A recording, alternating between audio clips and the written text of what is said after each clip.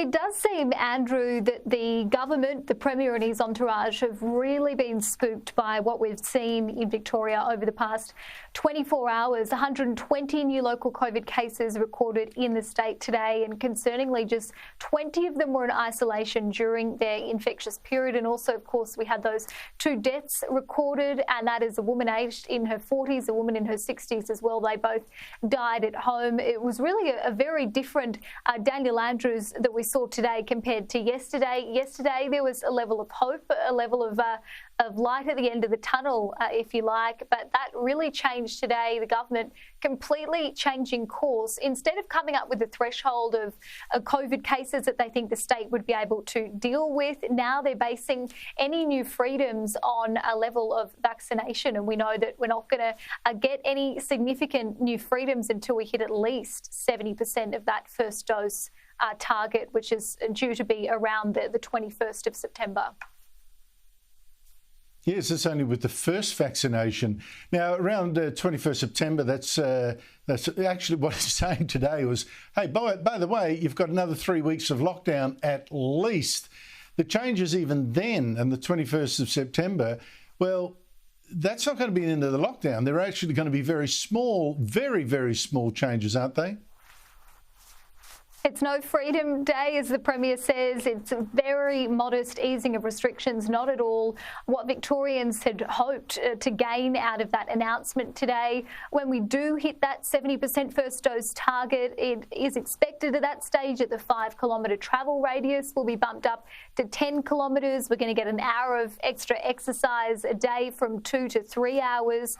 Also outdoor gyms and skate parks, personal training will be able to resume outdoors. That is, construction workforce as well, they can increase to 50% when 90% of workers have received at least 1 dose of a COVID vaccine. The biggest blow, though, Andrew, of course, schools are going to have to remain closed through all of this.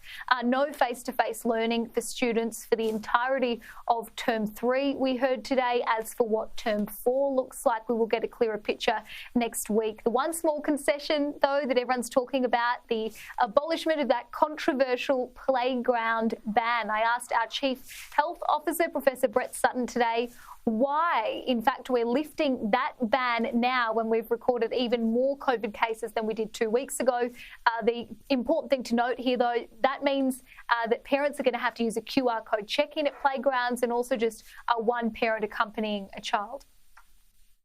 Why could we not have done that 2 weeks ago? 2 weeks ago, we were seeing non-compliant behaviours that were putting others at risk. So the closure of playgrounds was the response to that. But finally, Julia, we talked about Daniel Andrews changing his mind from yesterday, that there were going to be more significant relaxations that he was going to announce today. That didn't happen.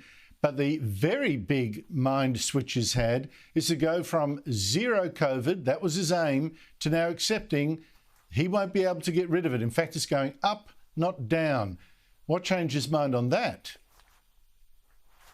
Well, that's exactly right. We heard from the Premier today that he'd been given new health advice from his Chief Health Officer. It's really curious as to how this has all kind of changed just in the last 24 hours or so, but nevertheless, that's what they say has happened here. They say they've been given new modelling that suggests that rather than being able to drive COVID cases down to a safe level, if you like, they say that cases are actually going to go up over the next few weeks, and obviously with today's, the fact that only 20 people were in isolation during their infectious period, that's only going to contribute to that further. So it does really seem like that target of COVID zero has really been thrown out the window here.